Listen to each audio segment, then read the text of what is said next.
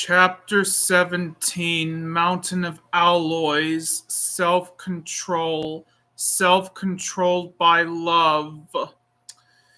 There came a day soon after this when Grace and Glory was led to the last of the 9 mountain of spices, which was the mountain of Aloes.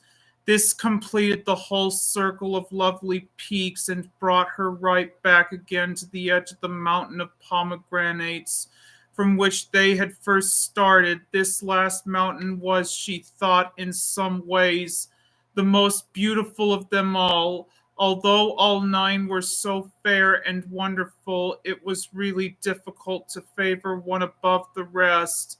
Indeed, they all belonged together as the range of gardens in which the king grew his own wonderful spices.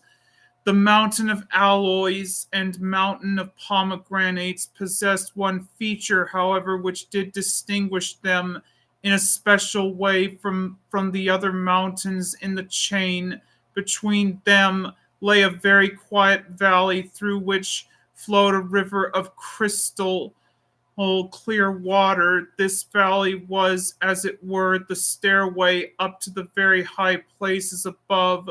The river flowed across the valley between the 2 mountains after descending in a waterfall from cliffs high up on the mountain of Aloes. On the upper side of the quiet valley above the river was a path which led up and out of this world altogether into the upper regions of the sky.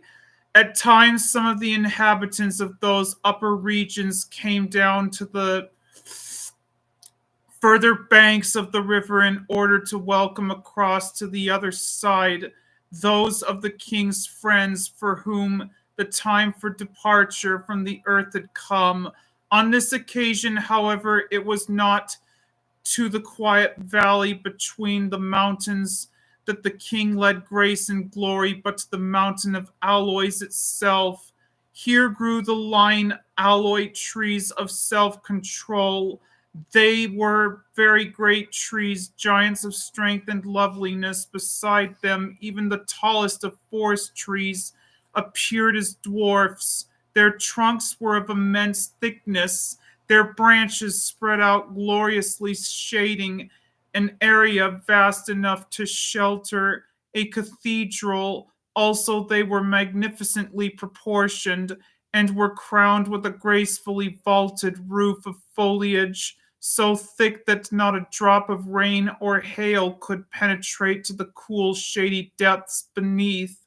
The trees did not grow close together, but were widely spaced apart over the slopes of the mountain, each one rising like a noble and gracious temple in the shadowy depths of which chanted a melodious choir of birds. The spice yielded by these mighty trees was obtained by stripping off the perfumed bark from the great trunks of the trees. The bark grew again so quickly that this stripping process could be repeated several times each year, and it always resulted in the further strengthening and growth of the trees.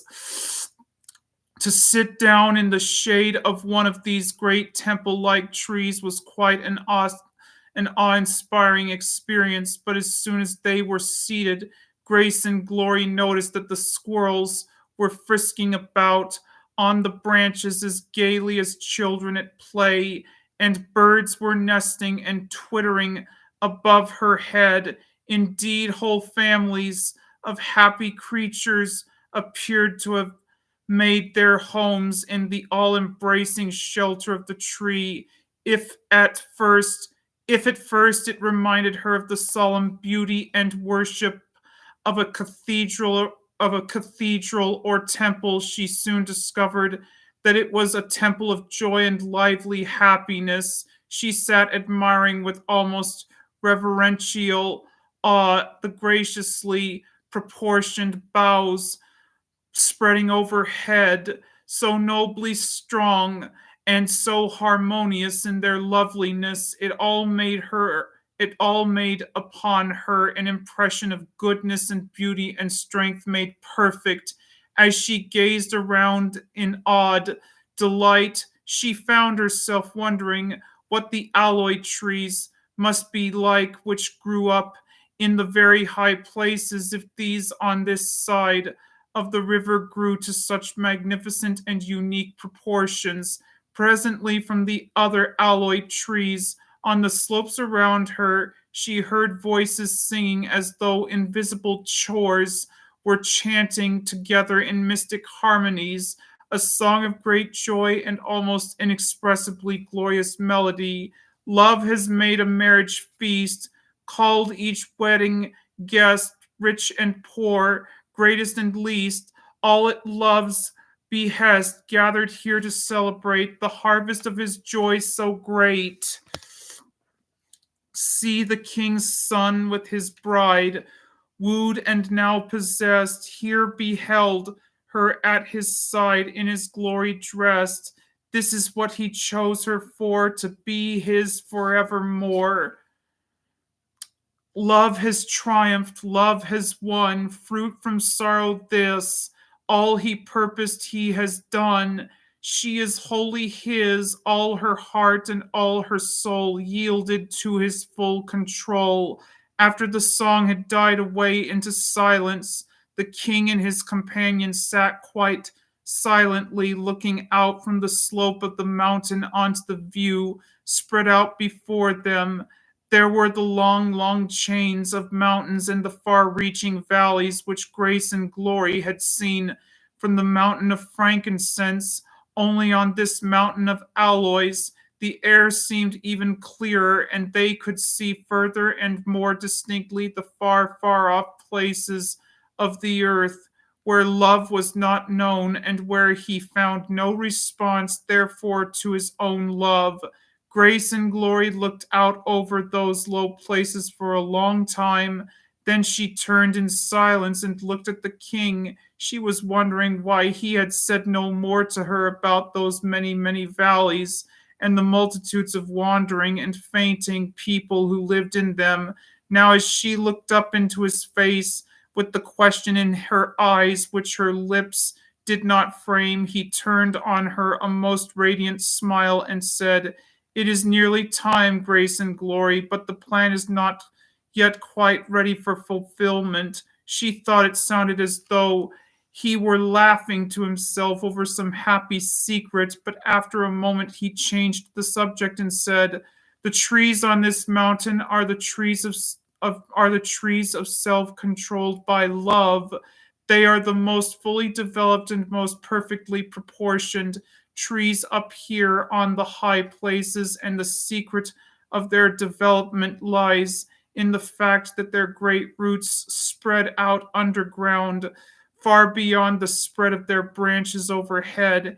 Each of these lovely giants sends at least some of its roots down into the waters of the river of life, which you see flowing through the valley, and which has come down from the very high places above, self controlled by love," repeated Grace and Glory thoughtfully. "My lord, I am always asking you questions which you answer so patiently and with such loving kindness. May I ask another? What is a self?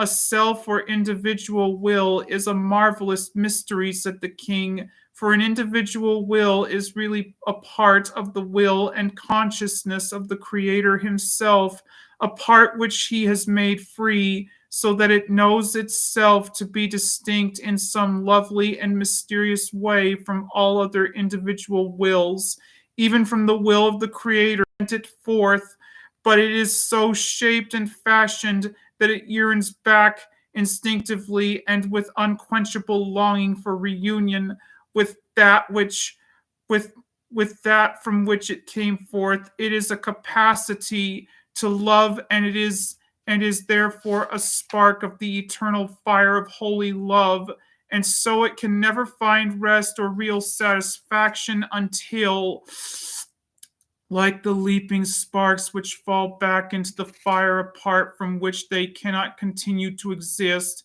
it finds the way back to the heart of God from whom it came forth. It is a ceaseless hunger and thirst which turn wherever it will for satisfaction, can find none till it responds to the attracting pull of the eternal being or self from which it came forth. As long as it turns away from the source of its origin, it is like a wandering star or a lost medium. So will its woe or blessedness be. Here is a song of love's origin. Love is a glory and a pain. It is a burning fire, a flame of life, which never again can cease to know desire. For love from the eternal flame came forth and bears his lovely name. Love kindled in a human heart is but a single spark of love divine, now set apart and launched into the dark. It no fulfillment, knows no peace, knows nor peace, till from its own self love it cease. As every spark from love's own fire the self same nature shares, it yearns back with intense desire to him whose name it bears. So leaps it forth in love and greets all other flaming souls it meets. Yes, oneness is the heart of love, to burn alone, despair, one with its source in God above and all men everywhere. It burning heavenward wears Christ's face and is on earth his dwelling place. As soon as this song ended, the lovely but invisible chores among the aloe trees again began to sing, but in a language which grace and glory could scarcely understand, which yet had something strangely and exquisitely familiar about it, as of a language heard long, long ago in earliest childhood, then heard no more and long since forgotten. Now, as she heard it again, it stirred in her heart sweet, haunting memories and such poignant nostalgia that the sweetness of it became almost unbearable. Presently, however, the music of the chores became softer and sank to a low accompaniment, and then one voice lovelier than any she had ever heard, save that of the king himself, began to sing alone. At first she thought it was an angel, then perhaps the first mother of all men. But then, as she caught the words, she understood that it was the voice of the queen herself, the bride of the king of love. My bonds are very, very strong. I never can go free. To holy love I now belong, and he belongs to me. And all the power of earth and heaven into my love chained hands is given. Controlled by him, I have no might to let self plan or choose. But this control is my delight, and freedom I refuse. The King of love as Lord I own, and sit with him upon his throne. All right, that's the end of chapter 17. And then chapter 18 after it.